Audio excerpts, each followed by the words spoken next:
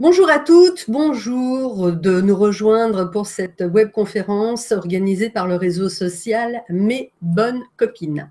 Si c'est votre première webconférence avec ce réseau social, si c'est la première fois que vous participez, eh bien, je vous donne quelques infos. Vous pouvez poser des questions en direct. Toutes les questions que vous posez par le chat, avec votre clavier, s'affichent sur un fil qui est sur mon écran et j'essaye d'attraper au vol vos questions et de vous répondre au fur et à mesure de la conférence. Si je n'arrive pas à répondre à tout le monde, vous me faites un mail, je vous expliquerai à la fin et je vous répondrai par message privé tout simplement.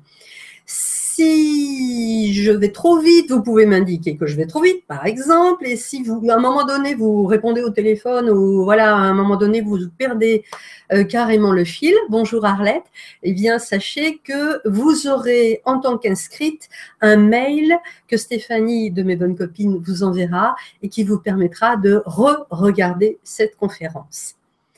J'espère que je n'ai rien oublié sur le fonctionnement. De toute façon, Stéphanie peut interagir avec vous, elle aussi, pour vous rappeler des choses en cours de route sur le fonctionnement. Aujourd'hui, on va… Bonjour Émilie, je ne saluerai pas tout le monde au fur et à mesure, mais ça me fait quand même très très chaud au cœur que vous preniez la peine de faire un petit bonjour, parce qu'on est vraiment en interaction, on est vraiment là dans une relation chaleureuse entre soi.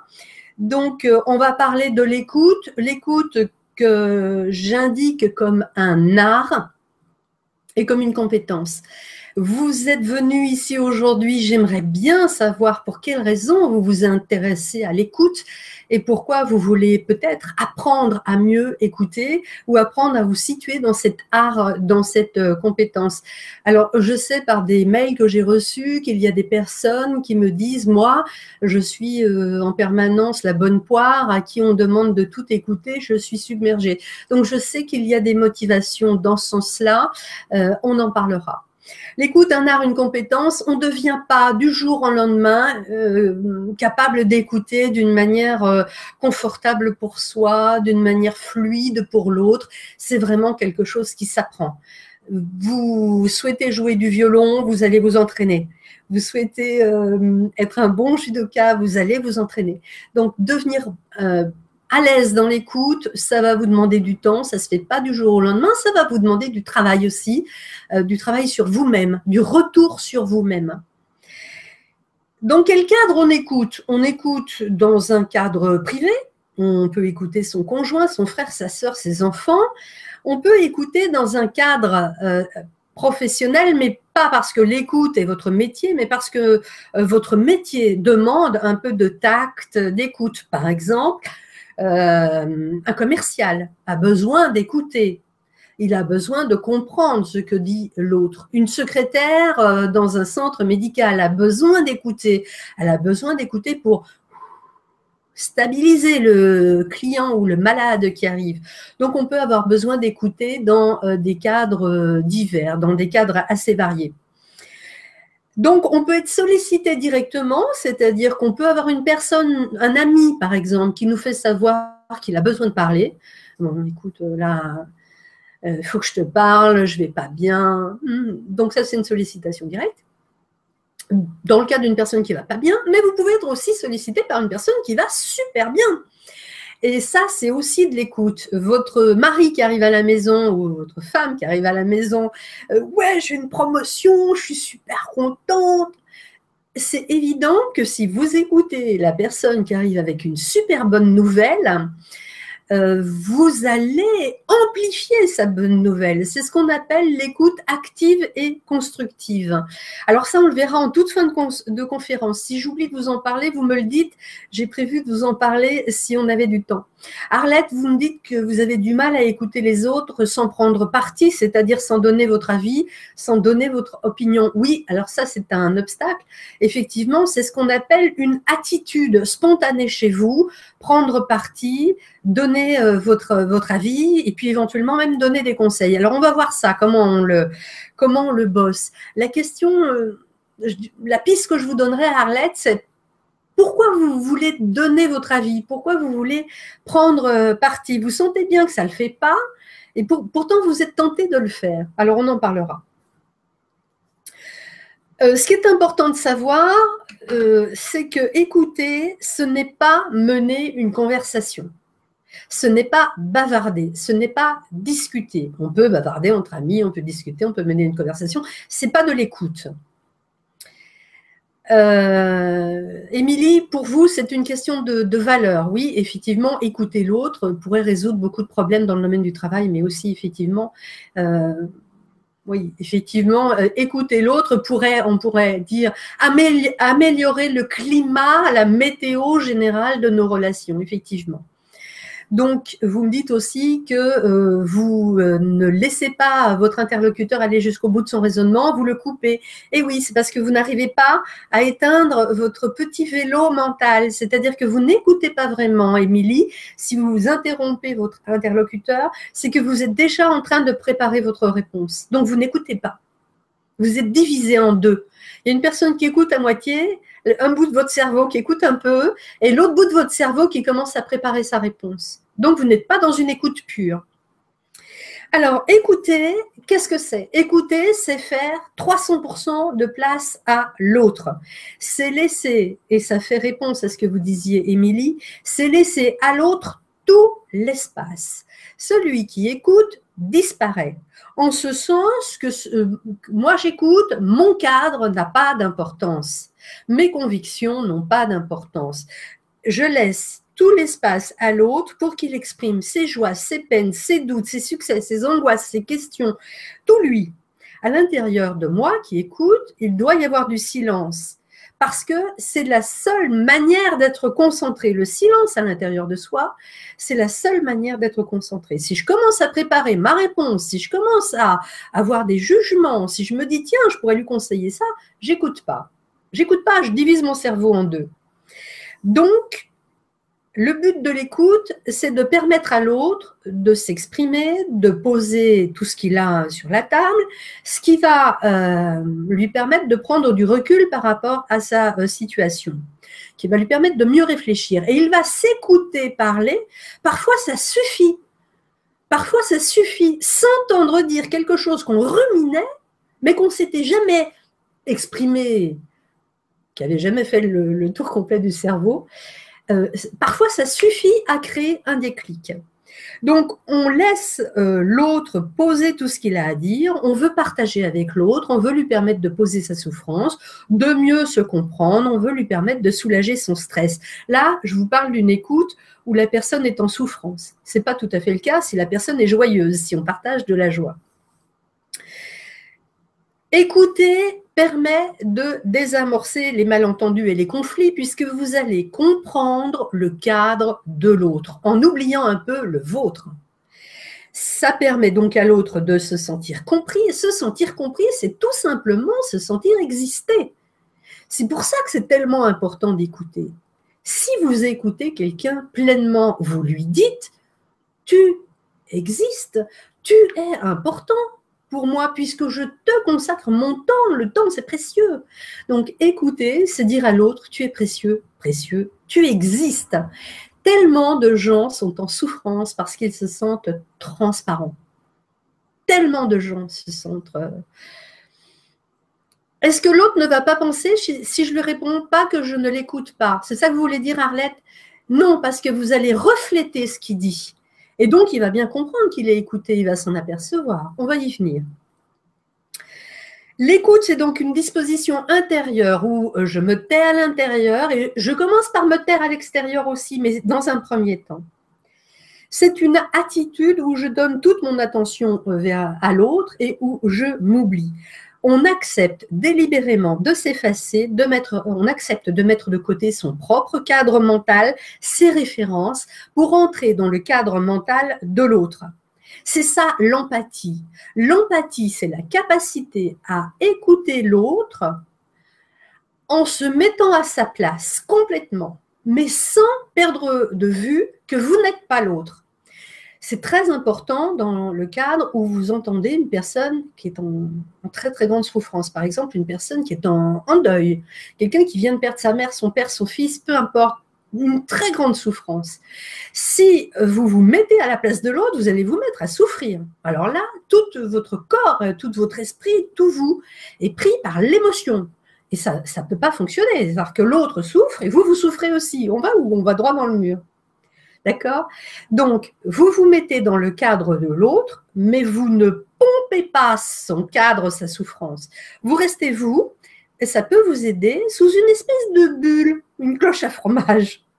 D'accord? Je mets de l'humour dans tout ça, hein, mais ce n'est pas pour me moquer. C'est vraiment pour vous faire comprendre qu'il est important de ne pas vous transformer en éponge et de prendre la souffrance de l'autre. Parce que quand vous serez en souffrance, vous aussi, vous ne servirez plus à personne. Beaucoup de personnes veulent l'écouter pour soulager la souffrance. D'accord, ok, c'est louable. Mais si vous vous mettez à souffrir, vous ne soulagerez plus la souffrance de l'autre. Pour être compassionnel pour l'autre, entre guillemets, il faut d'abord avoir de l'autocompassion pour soi. Donc, prendre soin de soi. Vous écoutez, oui, mais vous restez vous-même. Vous ne vous transformez pas en éponge à souffrance. Donc, vous acceptez l'autre, son cadre de référence, vous ne vous noyez pas dans l'émotion, vous vous décentrez, c'est-à-dire vous vous oubliez, vous mettez l'accent sur l'autre. Vous donnez un objectif de comprendre et d'accepter. C'est quelque chose qui est très difficile à intégrer pour les gens qui entendent parler pour la première fois de l'écoute. Comprendre et accepter, ça ne veut pas dire cautionner. Ça veut dire comprendre vraiment le cadre de l'autre, l'accepter parce que, voilà, on n'a pas la même culture, on n'a pas la même histoire, on n'a pas les mêmes convictions. Ça ne veut pas dire cautionner. Comprendre que votre meilleur ami fume, la comprendre, l'accepter, ça ne veut pas dire que vous êtes d'accord. Et là, je prends un exemple hyper banal, hein. Donc, comprendre, accepter, ça ne veut pas dire que vous cautionnez, ça ne veut pas dire que vous jugez hyper positif de fumer. Vraiment, je prends un exemple bateau, mais c'est pour vous faire comprendre. Tant que la personne qui est en face de vous ne vous pose sur la table, entre guillemets, que des choses qui sont, on va dire, au niveau de la morale globale acceptable, c'est-à-dire que la personne ne vous pose pas sur la table quelque chose d'illégal, entre guillemets. Voilà. Tant que la personne ne vous dit pas quelque chose qui en appelle à la loi, c'est-à-dire tant que la personne en face de vous ne vous dit pas « j'ai violé ma fille » ou « j'ai tué quelqu'un » ou « j'ai fait un délit de fuite en voiture ». Voilà. Là, tant qu'on reste dans ce cadre de ce qui est, entre guillemets, moralement légal, vous pouvez écouter vraiment sans vous soucier. Votre gyrophare, votre signal d'alarme, c'est ça. Est-ce que la personne est en train de me faire accepter quelque chose qui est inacceptable? Du point de vue de la loi va vous aider à avoir cette boussole. Maintenant, si ce qu'elle vous dit est dans le cadre de quelque chose qui vous choque, mais qui n'est pas illégal, qui vous choque dans vos convictions à vous, par exemple, vos convictions religieuses, eh bien, vous pouvez tout à fait dire je t'écoute, mais je tiens à te dire que je suis un peu dérangée parce que tu me dis que je suis un peu choquée. Donc, il faut toujours respecter votre écologie à vous, respectez-vous et respectez l'autre. Mais il ne s'agit pas de vous transformer en éponge à n'importe quoi, hein. Il s'agit d'avoir un cadre. Donc, silence intérieur, silence extérieur, dans un premier temps, du moins. Comprendre, accepter. Ce qui est important aussi de dire que quand on écoute, on ne veut pas à la place de l'autre. C'est-à-dire, je reprends l'exemple hyper bateau de la copine qui fume ou qui mange trop, parce que c'est peut-être une plus grande souffrance. Une copine qui vous dit j'arrive pas à maigrir. Bon, l'écouter, c'est pas vouloir l'amener vers un amincissement. C'est pas vouloir pour l'autre. Écouter, c'est vraiment prendre en compte que ce que la personne pose là, c'est sa souffrance. C'est pas une demande de solution. Une demande de solution, ça se fait dans un autre cadre, dans un cadre d'expertise. Quelqu'un qui demande une solution s'adresse soit à une personne comme moi, un coach, soit à un architecte, soit à un médecin, mais pas à vous. Vous n'êtes pas dans un cadre d'expertise. C'est très important. Ce qui est très, très, très important, même dans le cadre d'une intervention en coaching, comme moi je fais, il n'y a pas une personne en position haute et une personne en position basse. Il n'y en a pas une qui est experte, qui sait tout, qui a la science infuse, et une autre qui sait rien, qui est un pauvre enfant démuni. Hein. Écoutez, c'est une relation d'égalité. On va voir ça dans les attitudes. Et écouter, c'est ne pas mettre de séparation entre moi et l'autre. On va voir ça aussi tout à l'heure dans les attitudes. Donc, écouter, c'est aussi être attentif au fait qu'on ne veut pas quelque chose pour l'autre, qu'on ne veut pas amener l'autre vers un but qu'on aurait décidé nous-mêmes. Donc, c'est être non directif. Écoutez, c'est être non directif, c'est ne pas confisquer le sujet de la conversation, c'est-à-dire que la personne qui vous parle, elle va là où elle veut, peut-être qu'à un moment, elle va zigzaguer, elle va bifurquer, mais ce n'est pas à vous de confisquer la parole pour la ramener sur un chemin dont vous vous dites, bah oui, non, mais le chemin important, c'est ça, on parlait de ça, on va revenir à ça parce que son problème est là. Non, ce n'est pas à vous d'en décider. C'est la personne qui parle, qui décide de où elle veut aller. Peut-être qu'elle a besoin de prendre quelques chemins d'écolier pour aller à son point réel. Et peut-être qu'elle ne va pas aller du point A au point B. Peut-être qu'elle va faire A à prime 1. Donc, laissez-la suivre son chemin. Écoutez, c'est réellement rejoindre l'autre là où il est et le suivre. Ensuite, un petit peu décalé. Vous vous mettez un peu derrière et un peu décalé. Écoutez, c'est pas être devant l'autre pour le guider, et c'est pas être distrait et 3 kilomètres derrière l'autre et que quand il va bifurquer, vous serez largué. Donc écoutez, c'est rejoindre l'autre là où il est et le suivre très proche, mais un petit peu derrière, un petit pas derrière, ni devant ni loin derrière, un petit décalage, un très léger retrait. Écoutez, c'est, je vous l'ai dit, faire silence intérieur, silence extérieur, au moins dans un premier temps. Ce n'est pas bavarder, ce n'est pas discuter, ce n'est pas conseiller, ce n'est pas juger, ce n'est pas explorer et interpréter. Émilie, si la personne demande un conseil très explicitement, peut-on lui répondre si on a connu une situation similaire? Pourquoi pas? Mais si la personne, on va en venir aux attitudes qu'on prend spontanément. Une personne vous demande un conseil et vous avez envie de lui répondre parce que vous avez connu quelque chose et vous vous en êtes sorti. N'oubliez pas que ce n'est pas parce qu'une solution a fonctionné pour vous qu'elle fonctionnera pour l'autre. D'une part. D'autre part, est-ce qu'en donnant un conseil à cette personne, vous lui rendez service? C'est très important de vous poser la question. Si c'est un conseil ponctuel, il y a une part de chance que vous lui rendiez service. Si c'est une manière permanente de fonctionner, c'est-à-dire que cette personne demande des conseils à tout le monde, il y a un problème. C'est-à-dire qu'elle se cherche une béquille. Partons du principe que c'est un conseil ponctuel, que cette personne ne se cherche pas une béquille et que vous-même, vous ne vous mettez pas dans la situation d'être un sauveur, un saint, une infirmière, il est important de lui demander l'autorisation de lui donner conseil. Elle vous demande quelque chose, c'est plus ou moins explicite, c'est plus ou moins clair. Important de dire, est-ce que tu me permets de te dire ce qui a fonctionné pour moi? Là, vous rétablissez un peu l'équilibre. Si elle vous a demandé un peu conseil par inadvertance, ou si vous avez un peu interprété ce qu'elle a dit, c'est-à-dire qu'elle ne vous demandait pas vraiment un conseil, en lui disant, est-ce que tu permets, est-ce que ça te va si je te dis ce qui a fonctionné pour moi, même si ce n'est pas parce que ça a fonctionné pour moi que ça fonctionnera pour toi. Vous lui renvoyez la balle. Donc, vous voyez ce qui se passe.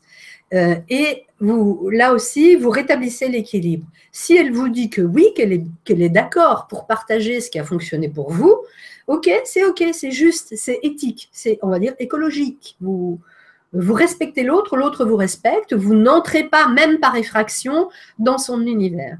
Ça vous va, Émilie, comme réponse? N'hésitez pas à me dire. Donc, écoutez, ce n'est pas bavarder, ce n'est pas discuter, conseiller, juger, explorer, interpréter, on va y venir. Écouter, ça demande de la concentration sur l'autre, ça demande du calme, ça demande d'être posé, ça demande de ne pas avoir d'urgence et d'avoir une concentration minimale, maximale. Le vieux lapsus. Donc, si vous êtes interpellé par quelqu'un qui vous dit ah, j'ai besoin de te voir. Et vous avez un train à prendre, je schématise. Posez-vous 30 secondes, dites-lui, je comprends que tu as besoin de me voir, je vois que ça ne va pas très bien, tu as l'air stressé. Là, je suis hyper pressée, donc je ne peux pas te consacrer du temps pour qu'on ait un bon dialogue. Donc, est-ce qu'on pourrait se voir jeudi, par exemple, ou est-ce qu'on pourrait se voir vendredi? On dîne ensemble, on aura 3 heures et ce sera super. Voilà. Donc, ne pas se laisser prendre par le temps. Vraiment pouvoir se poser dans une écoute de qualité. Il n'y en a pas d'autre. Hein. Déjà que c'est difficile d'écouter, mais en plus, si vous écoutez entre deux portes, à moi la peur. Donc, ne pas s'écouter quand on est hyper pressé. Ne pas s'écouter quand on n'est pas soi-même calme. C'est-à-dire que si vous êtes perturbé, parce qu'il y a un quart d'heure, on vous a dit un truc qui vous a mis en pétard, ou on vous a annoncé que vous étiez muté à trifouiller les oies. Si vous êtes perturbé, si vous êtes mal à l'aise, si vous êtes en colère, si vous êtes bouleversé, si vous avez des tonnes d'images négatives, vous n'êtes pas en condition pour écouter. Reportez. Prenez rendez-vous. Si vous ne vous sentez pas en mesure d'écouter l'autre, n'écoutez pas. Parce que vous allez vous faire du mal et vous allez faire du mal à l'autre puisque l'autre, il va se sentir rejeté. Je prends l'exemple, vous avez des convictions religieuses fortes. Une personne veut vous parler avortement. Vous n'êtes pas la bonne personne, très probablement. Si vous pensez que vous êtes la bonne personne, parce que vous pouvez faire silence intérieur, parce que vous pouvez vous protéger, parce que vous pouvez accepter, d'accord. Mais si le sujet vous heurte, vous touche, vous fait du mal, vous blesse, vous met dans des états émotionnels, c'est pas possible pour vous. Donc, prenez soin de vous. Si vous n'êtes pas en mesure d'accepter l'autre, n'écoutez pas parce que de toute façon, même si vous ne dites rien de particulier, l'autre va voir dans tout votre langage non verbal que vous êtes mal, que vous êtes choqué. Et alors, la personne, elle est doublement mal parce que non seulement elle arrive avec un problème, mais en plus, vous lui dites, ton problème, c'est une horreur.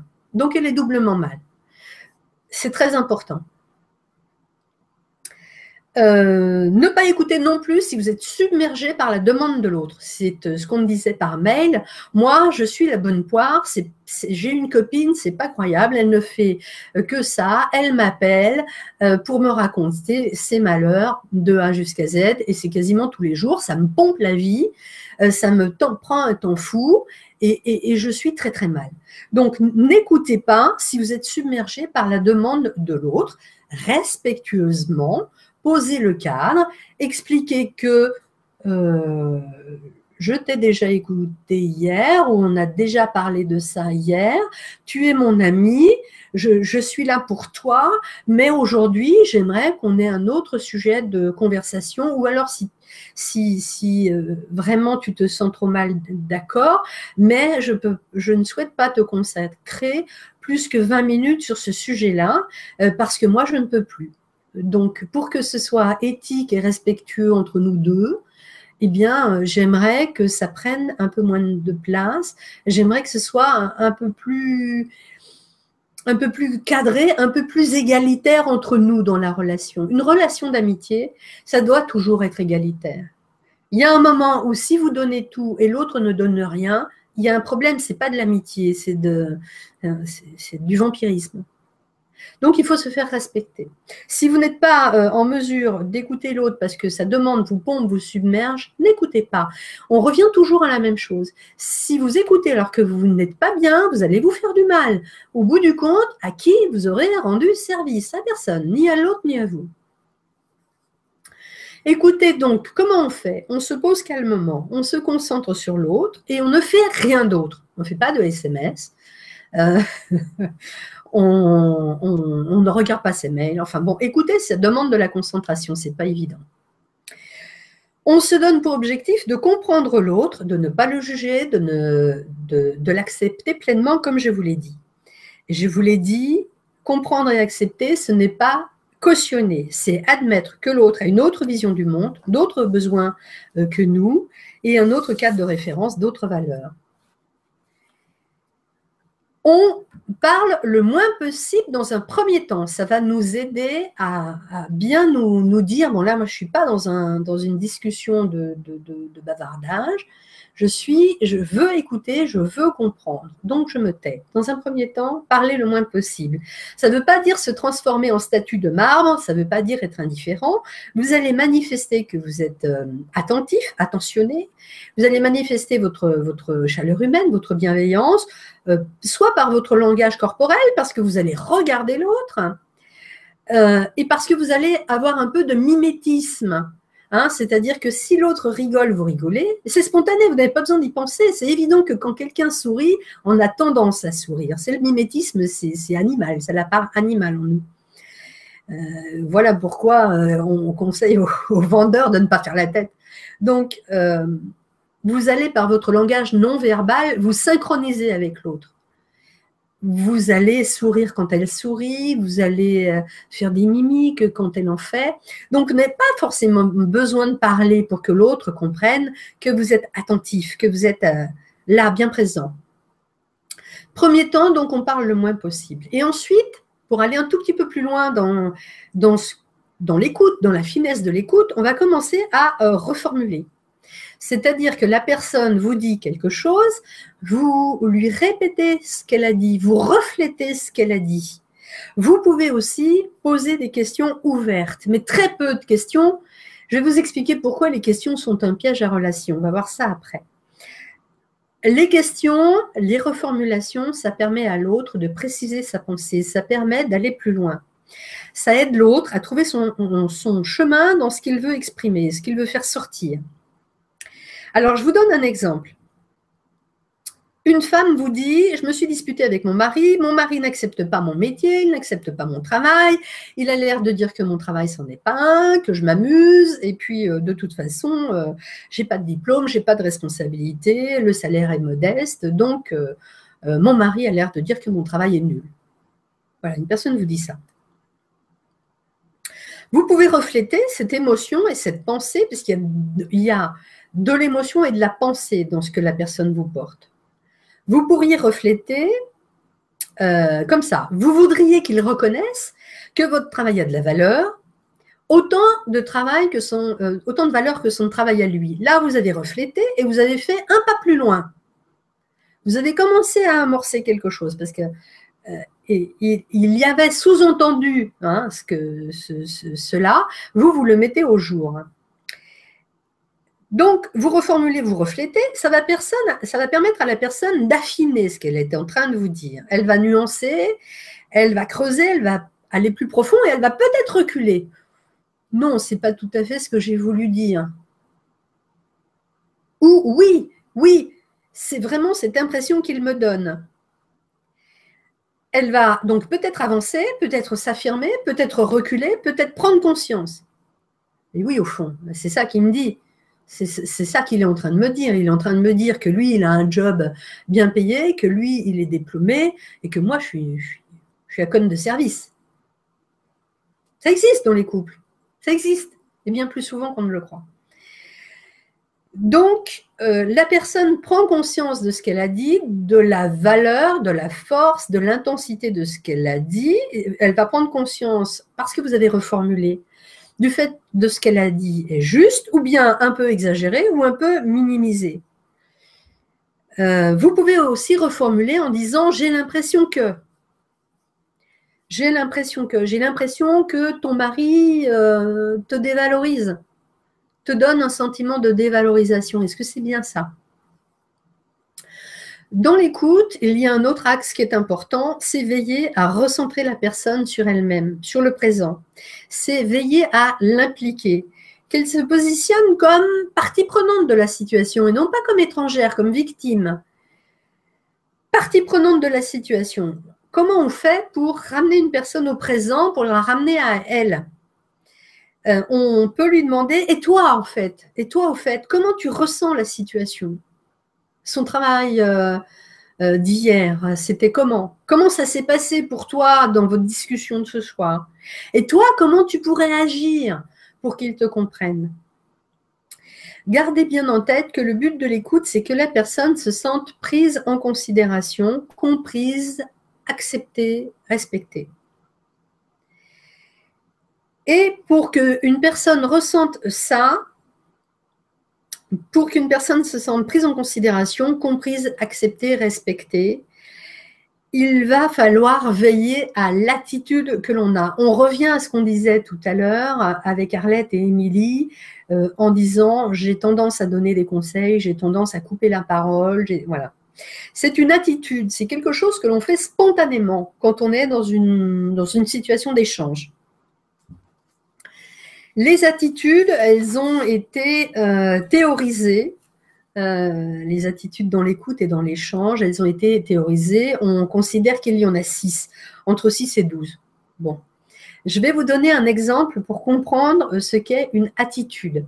J'ai oublié tout à l'heure de vous demander de prendre du papier et un stylo. Alors, vous avez 30 secondes pour attraper du papier et un stylo. Pourquoi? Parce que je vais vous poser une situation. Je vais vous demander de rechercher quelle serait votre attitude spontanée. Et ensemble, comme ça, on saura quel est votre fonctionnement un peu systématique, hein, un peu naturel, quand vous ne vous posez pas dans l'écoute. Alors, papier, crayon. Allez-y, préparez-vous. Les attitudes. Les attitudes, c'est ce qu'on fait spontanément, c'est ce qu'on fait de manière habituelle quand on est dans une situation d'échange. On dit qu'il y en a 6, entre 6 et 12 selon les théoriciens. Je vous les donne et on va voir ça vraiment en détail. L'évaluation et le jugement. L'interprétation. Arlette est prête, c'est cool, on va y aller. Le soutien, l'aide. L'investigation, l'enquête, demander des preuves. Proposer une solution, faire diversion, distraire, faire de l'humour, mentir et comprendre. Voilà les attitudes, les 6 attitudes. La plupart de ces attitudes sont dites non aidantes. Elles n'aident pas. Et même, elles peuvent vous amener à des impasses relationnelles. On va voir pourquoi. Donc, je vous donne une phrase et vous allez chercher spontanément ce que vous auriez répondu. La phrase, c'est une personne qui vous dit « Je suis découragée, je n'en peux plus ». Quelqu'un vous dit « Je suis découragée, je n'en peux plus ». Prenez quelques instants. Qu'est-ce que vous avez envie de répondre spontanément? Vous allez me le dire et puis je vais vous faire des exemples.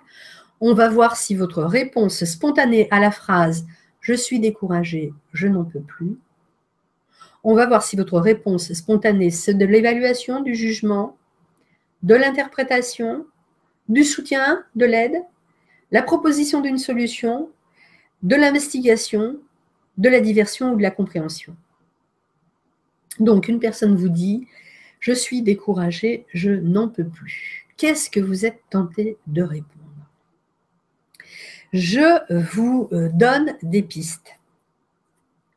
Si votre réponse ressemble à, donc vous avez entendu « je suis découragée, je n'en peux plus », vous répondez « tu devrais aller voir un médecin. Tiens, je te donne une adresse, ça peut t'aider. » Arlette, parle-moi de tes problèmes. C'est assez neutre, c'est pas mal. C'est pas mal. Ça ouvre la porte. Donc, si vous dites « tu devrais aller voir un médecin, voilà une adresse, ça va t'aider », vous donnez un conseil. Ok? On considère que c'est une attitude non aidante. On va voir ça. Pourquoi? Pourquoi ça n'aide pas de donner des conseils? Si vous répondez à cette personne qui vous a dit « je suis découragée, je n'en peux plus », quelque chose comme « mais une personne de ton âge devrait avoir du courage, de l'allant, du dynamisme.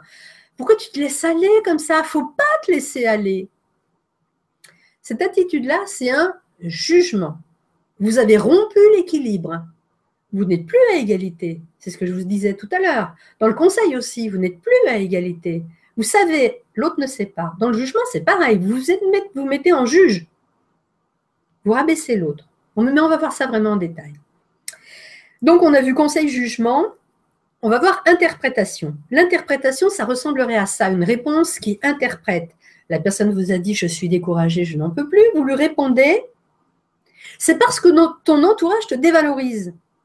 C'est pour ça que tu te sens autant dépassé. Vous interprétez. Ça veut dire que vous êtes Madame Soleil, en fait. Vous pouvez avoir raison. Je n'ai pas dit le contraire. Vous pouvez avoir raison. Mais le fait que vous ayez raison peut être extrêmement violent pour l'autre. Parce qu'il n'y avait pas la prise de conscience. Vous violez sa protection, vous violez son estime de soi. Si vous avez raison, ça fait boum, ça peut faire boum, sauf si la personne est dans le déni. Mais vous pouvez être totalement à côté, quoi. Et c'est ridicule. La personne va se dire, c'est ridicule. Mais pour qui elle se prend de me dire des trucs pareils?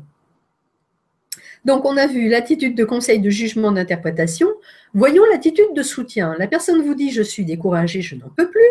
Vous répondez « mais c'est pas grave » et vous lui mettez la main sur l'épaule. C'est souvent comme ça, hein, à la sortie de l'hiver, ça va passer. C'est une attitude de soutien. Vous cherchez à soutenir la personne, à lui soutenir le moral. Ça, c'est absolument terrible avec une personne qui est dépressive. La personne qui est dépressive est au plus bas, mais bas, des bas de chez bas, et vous essayez de la soutenir en vous disant c'est pas grave, c'est toujours comme ça à la sortie de l'hiver. Vous banalisez. C'est très dur à entendre pour une personne déprimée. De même, dire à une personne déprimée mais tu as tout ce qu'il faut pour être heureux, c'est extrêmement violent. Parce que la personne, déjà, elle se sent déprimée. Mais en plus, vous lui dites, mais tu n'as pas de raison d'être déprimée. Tu devrais avoir honte d'être déprimée. Alors, donc, la personne, elle intègre ça. Non seulement j'ai aucune raison d'être déprimée, donc j'ai tort, je suis une andouille, je devrais avoir honte de moi. Hein, donc, non seulement on ne m'écoute pas, mais en plus, j'ai tort, on me nie. Mais ce n'est pas parce que la personne a tout pour être heureuse qu'elle doit être heureuse. Depuis quand l'argent fait le bonheur? C'est pas parce qu'on a tout pour être heureux qu'on n'a pas le droit d'être malheureux. C'est pas parce qu'on a tout matériellement qu'on n'a pas le droit moralement d'être malheureux. Donc ça, essayez de soutenir en disant mais ça va passer, mais regarde objectivement, tu as tout pour être heureux. Ça, c'est très violent, cette attitude de soutien, surtout vis-à-vis de quelqu'un qui n'a plus aucune estime de soi. Alors, si on reprend la phrase « je suis découragée, j'en peux plus », et si vous répondez approximativement « depuis combien de temps tu es comme ça ? Est-ce que tu as des vertiges ? Est-ce que tu as des maux de tête ? Est-ce que tu dors bien ?» Vous êtes dans l'interrogation, dans l'investigation. Et alors là, on n'en sort plus. Là, on est parti dans une conversation de comptoir. Parce que la personne, vous lui posez des questions, vous êtes inspecteur, vous êtes enquêteur, vous êtes détective privé. Elle se sent un peu tenue de vous rendre des comptes. Alors que ce n'est pas ça. Elle ne veut pas, que vous compreniez pourquoi. La question, ce n'est pas le pourquoi. La question, c'est ma situation aujourd'hui, c'est que j'en peux plus. C'est que j'en peux plus. Écoute que je n'en peux plus. Montre-moi que tu as entendu que je n'en peux plus. Ne cherche pas à comprendre pourquoi, c'est pas ça que je te demande. Montre-moi que j'existe, que tu as compris que je n'en peux plus. Oui, la question pourquoi, c'est une investigation, clairement. Oui, c'est une investigation. C'est une investigation. Alors, il faut être extrêmement subtil. Hein. Tout ce que je vous dis là, c'est pour vous permettre de comprendre quelles sont vos attitudes spontanées. Ça ne veut pas dire que vous ne pouvez pas poser des questions. Hein. Ça veut dire que si vous posez des questions en rafale, ou si vous faites du soutien en rafale, si vous faites du conseil en rafale, vous n'êtes pas dans une attitude aidante. Mais vous pouvez avoir une attitude aidante en posant quelques questions. Notamment le pourquoi peut être très judicieux pour comprendre les émotions, pour que la personne précise ses émotions, c'est-à-dire qu'est-ce qui a enclenché l'émotion, qu'est-ce qui a déclenché l'émotion. C'est pas que le pourquoi est interdit, hein, vraiment. Ce qu'il faut comprendre là dans les attitudes, c'est qu'aucune attitude n'est interdite, mais qu'il y a des attitudes qui sont plus aidantes que l'autre et qu'il est mieux, il est préférable de ne pas rester toujours sur la même attitude. L'attitude la plus aidante, c'est la compréhension. On va y venir. Je vous l'ai dit, mais on va y venir en détail. Donc, on a vu l'investigation. La dernière attitude, donc la personne vous dit « je suis découragée, j'en peux plus ». Si vous répondez « ben moi aussi, je suis à plat, j'ai vu ma belle-mère ce week-end tu la connais, ma belle-mère, hein, c'est une blonde ». Bon, là, vous avez une attitude de diversion, d'évitement, vous ne voulez pas écouter, vous vous êtes gêné, vous n'avez pas le temps, donc c'est pas aidant tout ça. Toutes ces attitudes, elles sont spontanées, elles sont considérées comme non aidantes, comme des impasses relationnelles, parce qu'elles jugent, parce qu'elles dévalorisent, parce qu'elles infantilisent, parce qu'elles humilient, parce qu'elles déresponsabilisent. Elles peuvent mettre sur la défensive, elles peuvent être fausses, elles peuvent être trop intrusives. On va voir quels sont les symptômes qui vont vous montrer que vous êtes à côté de la plaque. Donc, je vous disais, l'attitude la plus aidante, c'est la compréhension. C'est celle qui a le moins d'inconvénients. Dans notre exemple, on a la phrase « je suis découragée, je n'en peux plus ». La compréhension, l'attitude compréhensive, ce serait de répondre quelque chose comme, il n'y a pas d'absolu, mais quelque chose comme « tu es découragé aujourd'hui, tu n'as plus de ressort, tu te sens au bout du rouleau ».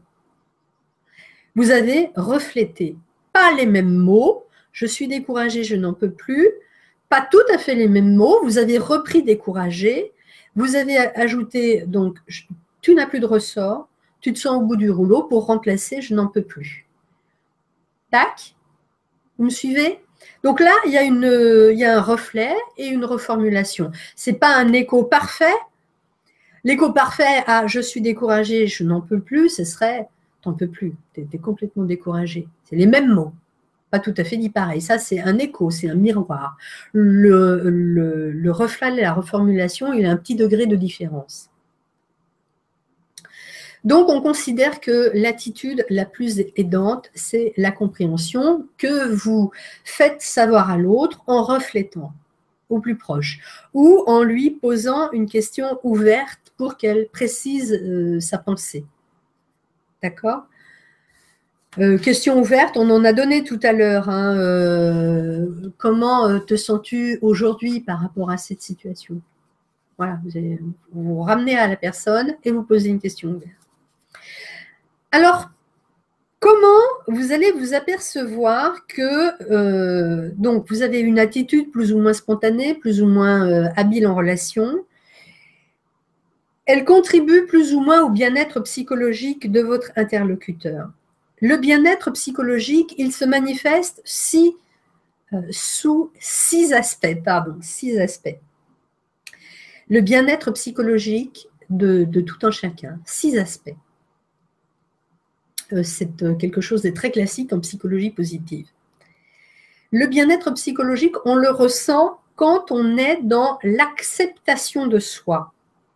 On a des sentiments positifs apaisés envers soi, envers le passé. On accepte ses multiples personnalités à l'intérieur de soi. On a une évaluation de soi-même positive. Donc, premier marqueur du bien-être psychologique, l'acceptation de soi. L'autre marqueur du bien-être psychologique, c'est la foi en sa capacité de croissance personnelle. Croire qu'on a la capacité à changer, à évoluer, à développer son potentiel. Donc, vous voyez, ça se rejoint. Si vous donnez un conseil, c'est que vous sous-entendez que l'autre n'a pas la capacité à trouver la solution. Tout ça, c'est subtil, bien sûr. Il faut le prendre comme des pistes de réflexion pour apprendre à écouter, pour apprendre à prendre soin du bien-être psychologique des autres. Donc, le bien-être psychologique, c'est l'acceptation de soi, c'est la foi en sa capacité personnelle, c'est avoir des relations positives aux autres, de la chaleur, de la proximité, de l'intérêt. Donc, si vous apportez chaleur, proximité, intérêt, vous apportez ces relations positives à l'autre. Si vous apportez du jugement, vous n'apportez pas de la chaleur. Autre marqueur du bien-être psychologique, l'autonomie, l'indépendance, la détermination, la capacité à résister à la pression sociale. Ensuite, le sens de la vie, c'est-à-dire avoir des buts dans la vie, avoir l'impression qu'on a une direction, avoir des croyances qui donnent du sens, que le passé et le présent ont du sens. Et maîtriser, avoir l'impression qu'on maîtrise son environnement. Voilà donc tous les marqueurs du bien-être psychologique. Donc, toutes les attitudes que nous avons quand nous sommes dans une situation d'échange et d'écoute, si elles ne vont pas dans le sens de ce bien-être psychologique, elles vont créer des impasses relationnelles. L'autre qui est face à vous va vous faire sentir que ce que vous faites n'est pas bon pour lui, que vous êtes en train de créer une impasse relationnelle, que l'équilibre est rompu, que vous vous êtes mis en position de juger, par exemple, que vous vous êtes mis en position haute et que vous le mettez en position basse, que vous mettez de la distance entre lui et vous. Comment il va vous faire sentir ça? Quels sont les indices qui vous permettent de comprendre que vous faites fausse route? L'un des indices, c'est si la personne se met en colère. La personne avec qui vous êtes en relation manifeste de l'agitation, de l'ennui, de l'irritation. Ça veut dire qu'elle ne se sent pas comprise, qu'elle ne se sent pas entendue dans sa spécificité, qu'elle se sent un peu agressée.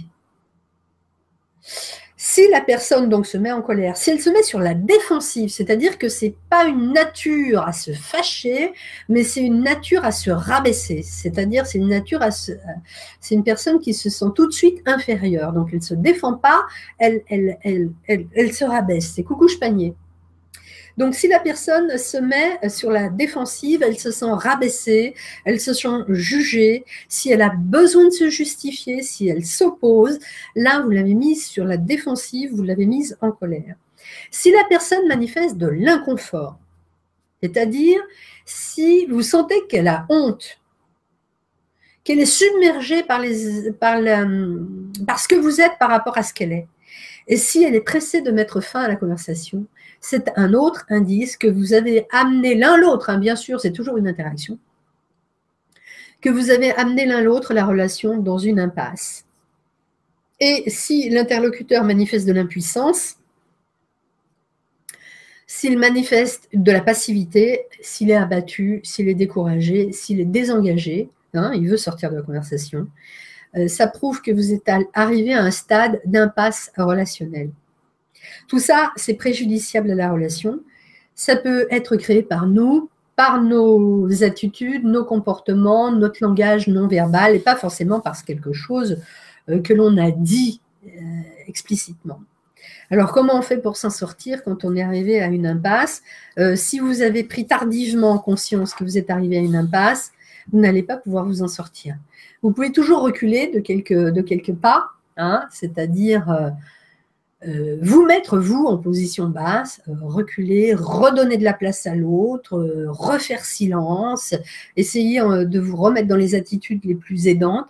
Mais bien souvent, quand on s'aperçoit qu'on est arrivé dans une impasse, quand le gyrophare s'allume, quand le signal d'alarme s'allume, c'est un peu trop tard. Mais on peut toujours essayer de reculer, de se mettre en position basse, de ne plus rien dire, et de laisser l'autre le temps d'encaisser ce qui s'est passé, que l'émotion s'apaise, la colère, la dévalorisation, et de revenir dans une relation un peu plus égalitaire.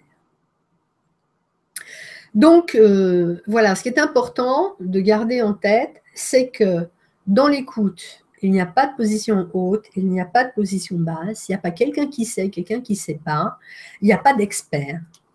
C'est hyper important. Alors ça vient de mon école de pensée, ce que je vous dis évidemment. Hein. D'autres vous diraient peut-être un peu autre chose. Mais l'écoute, telle qu'elle a été théorisée par Carl Rogers, la relation centrée sur la personne, l'approche centrée sur la personne, c'est ça. Il n'y a pas d'expert. L'autre est expert de lui-même et c'est bien ça tout le travail, c'est qu'il s'aperçoive l'autre en face, qu'il a la solution à l'intérieur de lui et qu'il n'est pas obligé d'aller chercher une béquille pour s'en sortir. Écouter, c'est permettre à l'autre d'avoir un espace pour soulever la soupape de la cocotte minute. C'est ça qu'il faut garder en tête. si vraiment la personne, comme on disait tout à l'heure avec Émilie et Arlette, la personne vous demande explicitement un conseil, eh bien, prenez le temps de comprendre comment ça vous interpelle, vous. Est-ce que vous êtes tout content de donner un conseil? Auquel cas, ça voudrait dire que c'est votre attitude spontanée. Vous avez bien envie de vous poser en infirmière. Ça doit vous interpeller. Est-ce que vous êtes mal à l'aise si la personne vous demande un conseil? Là aussi, ça doit vous interpeller. Donc, écoutez ce qui se passe à l'intérieur de vous. Écoutez si ça bouscule votre équilibre. Écoutez si ça bouscule le calme à l'intérieur de vous. Ah, vous êtes tout content. C'est cool, on me demande un truc, ça c'est mon truc. Ou ah ça non, ou ça c'est pas mon truc, ça va le faire. C'est que vous avez quitté l'attitude de l'écoute en étant un petit pas derrière l'autre. D'accord? Le conseil, donner un conseil, donner une solution, c'est mettre une séparation. C'est dire que vous êtes expert et l'autre, l'autre, il n'a pas une vie comme vous, il n'a pas eu l'occasion comme vous de faire ses expériences. Est-ce que vous êtes un tuteur? Est-ce que vous êtes une béquille? Et auquel cas, dans une attitude de conseil qui est récurrente, est-ce que vous allez créer chez l'autre de la dépendance? C'est-à-dire que l'autre, il ne va plus pouvoir se passer de vous. Est-ce que vous ne l'avez pas amené vers l'autonomie? Vous l'avez amené à avoir peur de l'autonomie. Vous l'avez amené à comprendre qu'il n'était pas capable d'être autonome. Donc, vous l'avez un peu infantilisé, enfin vous. L'attitude de conseil et de soutien est quelque chose qui met l'autre dans une position de faiblesse. Vous vous positionnez en béquille, la personne peut se sentir un peu dominée. Les autres attitudes, le jugement, l'évaluation, c'est que vous positionnez comme un juge. Il y a une norme, moi je sais le bien, moi je sais le mal, je sais ce qui est bon, je sais ce qui n'est pas bon. Donc j'évalue, je juge, je suis normatif. Et je fais un gros coup de poing dans l'estime de soi de l'autre personne. Même une évaluation positive est dangereuse parce que ça veut dire que vous jugez.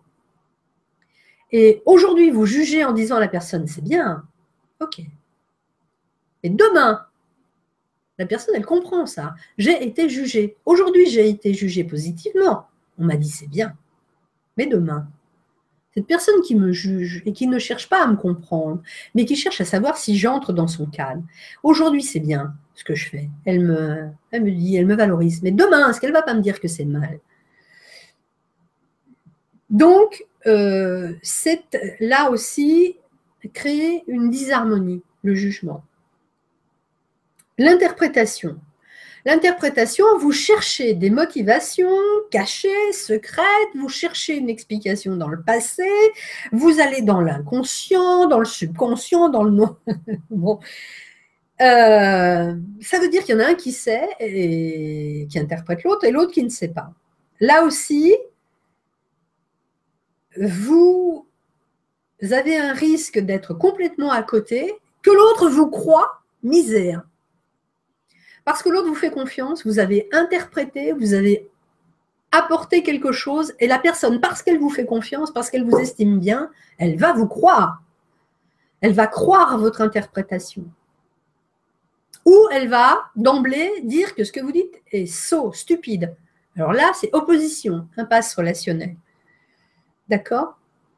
Ou bien, vous avez raison et la personne est à poil.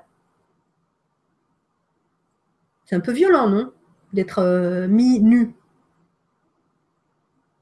Ce n'est pas tout à fait ce que vous cherchez quand vous demandez à être écouté. L'investigation, l'enquête. Donc, c'est poser des questions pour en savoir plus, c'est avoir envie de vérifier vos intuitions. Ça vous met un peu dans la peau d'un flic quand même. Alors, une fois de plus, je répète, je caricature pour vous faire comprendre. Il n'y a pas de très mauvaises attitudes. Il y a juste des attitudes qui, lorsqu'elles sont répétées, réitérées ou vraiment trop accentuées, créent des impasses relationnelles et font mal à l'autre. Vous n'écoutez pas pour faire mal à l'autre.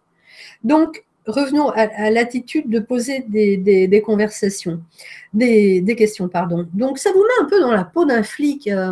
L'autre est obligé de se justifier. Pourquoi tu ressens ça? Pourquoi tu... Ben, pourquoi? Ben, pourquoi? J'en sais rien, mais c'est comme ça, à la fin. Pourquoi t'es pas bien? Oui, mais pourquoi? C'est pas ça que la personne vous demande. La personne vous demande de lui refléter que vous l'avez entendue et comprise. Donc, vous pouvez aussi, en posant des questions, détourner le fil de la pensée de l'autre. C'est-à-dire qu'il allait quelque part, mais comme vous intervenez en posant des questions un peu à côté, il se déroute, c'est-à-dire qu'il répond à vos questions, mais du coup, il perd le fil de sa pensée. Donc voilà encore un inconvénient de cette attitude qui est l'attitude de poser des questions, d'enquêter, de devenir un investigateur. Et puis l'autre, donc pour poser des solutions immédiates, on sait le yaka faucon, hein, c'est yaka, bon, mais sous-entendu, mais qu'est-ce que t'es bête de ne pas y avoir pensé plus tôt, quoi. Hein. Donc, proposer des solutions immédiates, c'est d'abord, c'est infantiliser l'autre, c'est décider pour lui, c'est croire qu'il n'est pas capable de faire son cheminement intellectuel pour aller vers une solution. Ça ne veut pas dire que vous ne pouvez pas apporter de l'information, c'est ce qu'on disait tout à l'heure. Hein. Si une personne vous pose une question par rapport à quelque chose que vous-même avez vécu, eh bien, vous pouvez apporter de l'information. Apporter de l'information, ce n'est pas apporter une solution, c'est différent. Donc, une personne vous pose une question par rapport à une situation que vous avez vécue, elle vous demande une solution par rapport à quelque chose dont vous pensez avoir effectivement, peut-être, une solution. Vous prenez, comme je le disais tout à l'heure, la précaution de lui demander la permission, de lui dire ce qui a marché pour vous. En prenant bien la précaution de lui dire, c'est pas parce que ça a marché pour moi que ça marchera pour toi, mais peut-être que. Ou bien, j'ai entendu dire que telle ou telle personne, elle avait essayé ça, ça avait donné ça. Il faut être hyper respectueux, c'est ça qui est important quand vous entrez dans une attitude d'écoute. C'est pas violer la personne, c'est pas vouloir pour elle à sa place, c'est pas trouver des solutions pour elle à sa place. C'est vraiment que la personne qui est en face de vous, c'est important de garder en tête qu'elle est votre égale, parfaitement votre égale. D'accord? La compréhension, bon, ça on l'a vu, c'est comprendre l'autre dans son cadre tout en n'oubliant pas votre cadre propre. Donc, comprendre l'autre, partager ce qu'il dit, accepter l'autre, mais ne pas oublier que vous, vous êtes différent. Même si cette question résonne en vous, et c'est là que c'est dur, c'est quand la personne vous pose des questions, elle est en souffrance sur quelque chose que vous avez déjà vécu. Donc, vous vous sentez hyper interpellé, vous quittez l'empathie, vous êtes en sympathie, c'est l'autre, c'est mon double. Elle est en train de vivre quelque chose que j'ai déjà vécu, donc je peux l'aider.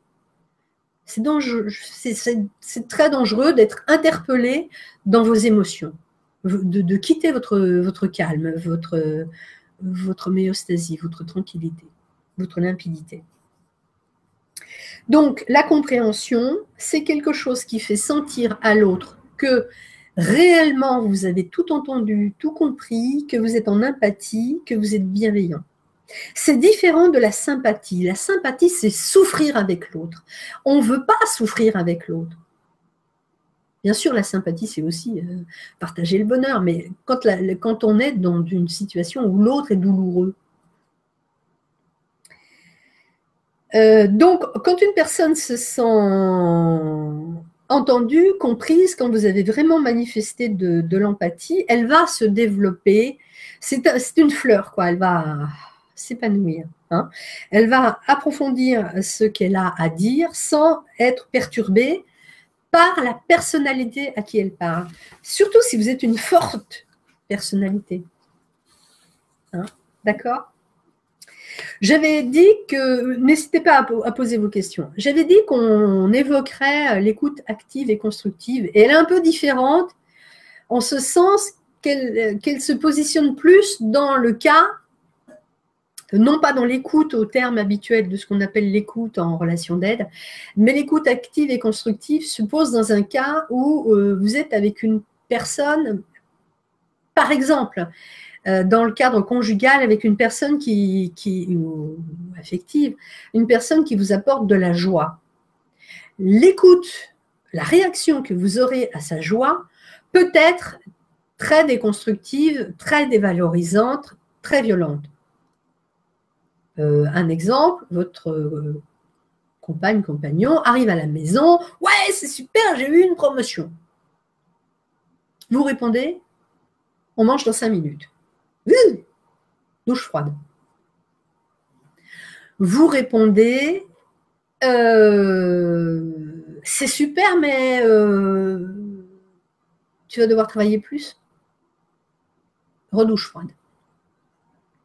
Alors que si vous faites de l'écoute active, mais l'écoute active et constructive demanderait une conférence rien que pour ça, si vous faites une réponse qui va amener l'autre à explorer sa joie. Ouais, c'est génial!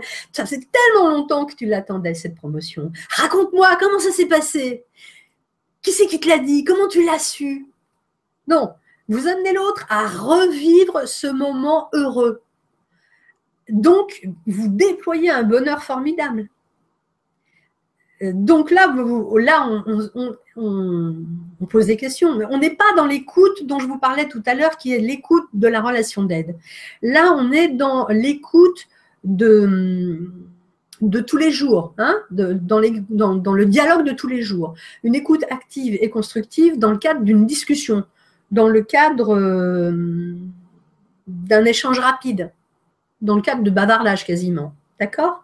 Ce n'est pas le même cadre, mais c'est important qu'on l'aborde. Donner de l'écoute en faisant déployer la joie, c'est multiplier la joie. Et ça, c'est hyper important dans le cadre du couple.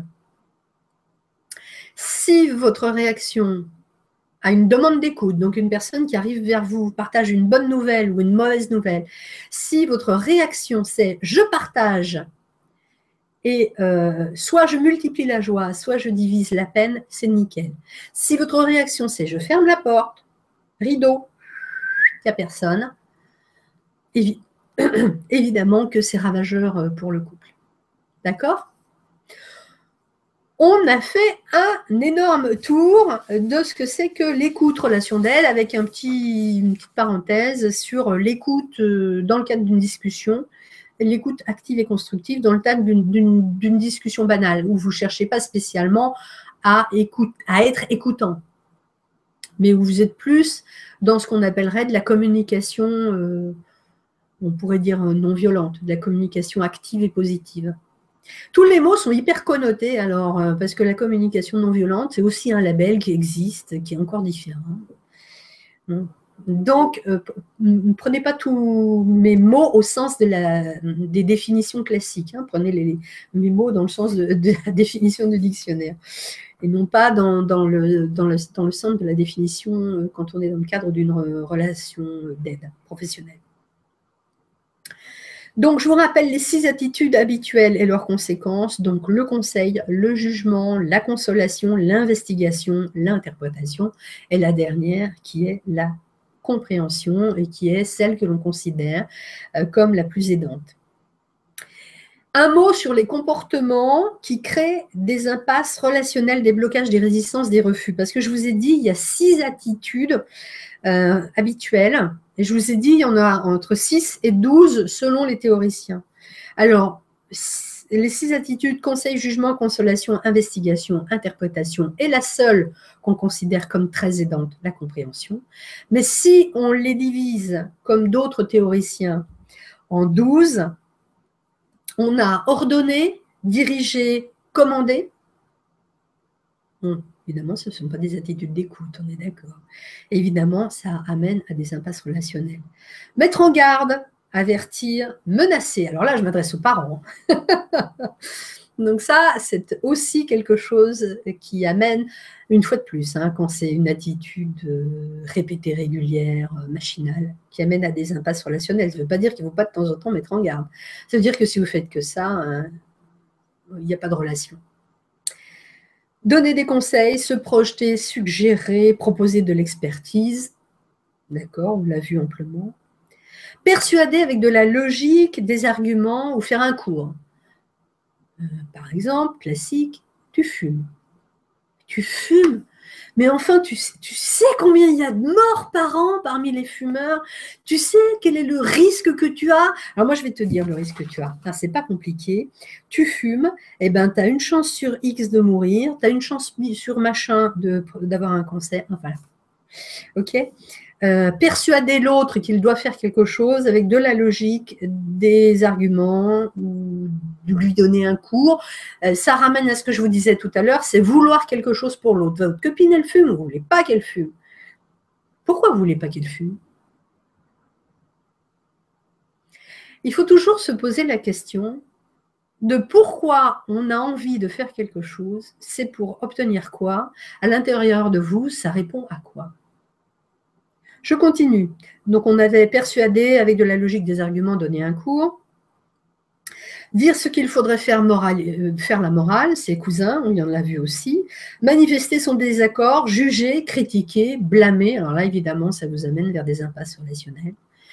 Sauf si la personne est maso. J'attire votre attention, mais c'est pas mieux. Hein.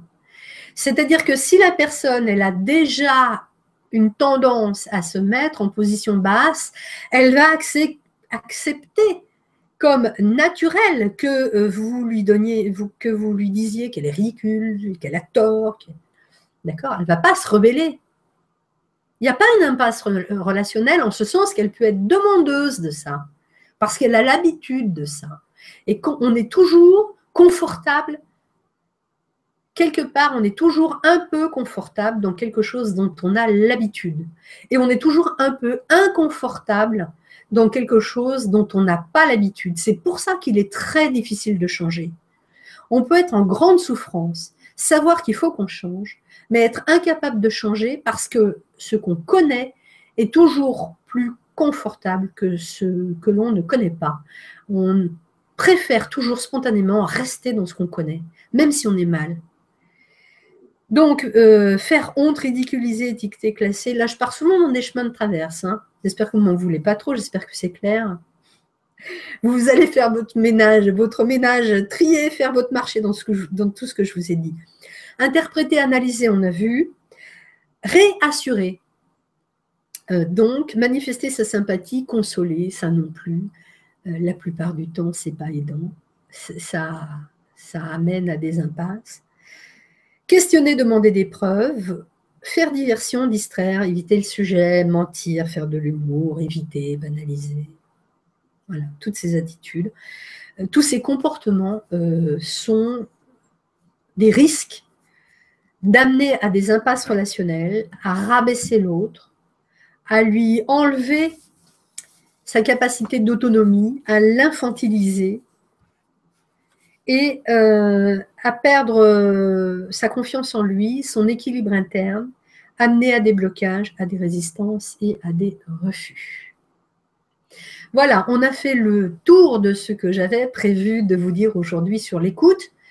Si vous avez des questions qui vous viennent dans les heures ou dans les jours à venir, n'hésitez pas à les poser. Donc, pour les poser, vous pouvez passer par mon site internet, sylvie-riondel.com. Il y a un onglet de contact. Hein. Mon adresse mail, donc le site c'est sylvie-riondel.com, l'adresse mail c'est contact@sylvie-riondel.com. Je vous répondrai très volontiers. Je vous rappelle que cette webconférence, vous allez pouvoir la trouver en replay sur le site de Mes Bonnes Copines, sur mon site personnel aussi, sur ma chaîne YouTube. Vous avez avec moi d'autres rendez-vous. Les prochains rendez-vous, mardi, on sera le 26 mai à 14 h, webconférence pour parler de l'amaigrissement, avec un thème que j'ai donné qui est « Maigrir n'est pas une question de volonté et n'est pas une question de calories ». Ce sera mardi, vous pouvez la suivre en direct à 14 h ou la suivre en replay. Vendredi, prochaine conférence aussi, l'image de soi et les coups de tonnerre existentiels, les crises existentielles, comment bien utiliser les crises existentielles, comment bien utiliser nos failles comme opportunité de croissance. Arlette me dit « Comment faire pour être écoutée ?» Là, vous ne pouvez pas imposer à l'autre qu'il vous écoute. En revanche, vous pouvez faire savoir à l'autre respectueusement que vous avez des besoins.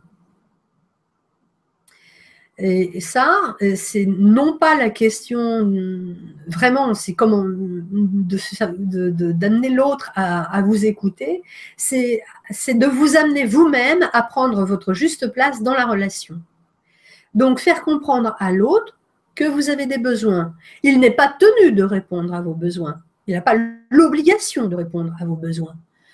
Mais si vous êtes dans une relation d'intimité, il serait logique qu'il entende au moins que vous avez besoin d'être écouté. Même si l'autre n'a pas la capacité à vous écouter, n'a pas la compétence à vous écouter, soit la compétence parce qu'il ne sait pas faire, soit la capacité parce qu'il n'est lui-même pas bien. Donc l'autre n'est pas tenu de vous écouter, mais en revanche, puisque vous êtes dans une relation affectueuse et amicale et égalitaire, il doit au moins entendre que vous avez besoin d'être écouté, même s'il n'est pas capable d'être la personne qui écoutera. Donc c'est bien toute la question de savoir prendre votre place et de dire à l'autre que vous aussi, vous avez des choses à dire. Pas forcément parce que vous allez mal, mais parce que vous existez. Donc, c'est bien la question de la place que vous avez dans la relation. Ça, on est dans le cadre où on est dans une relation privée, évidemment. Hein.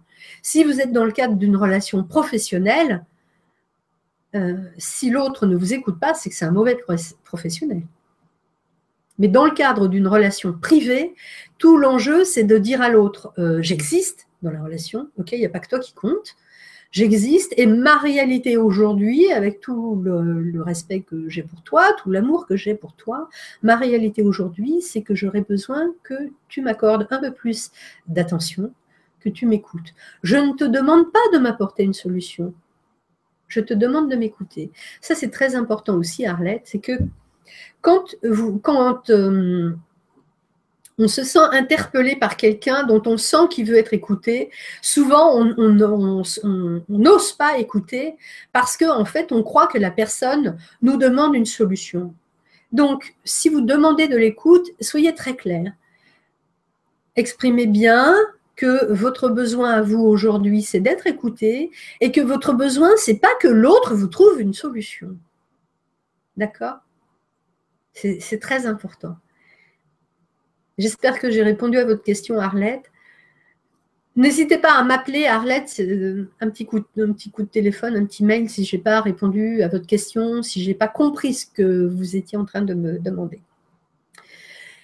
Vous avez suivi cette webconférence qui a été organisée par le réseau social de mes bonnes copines. Alors, comment ça se passe? Les conférenciers, conférencières, mais c'est des conférencières, hein, puisque le réseau social, c'est mes bonnes copines.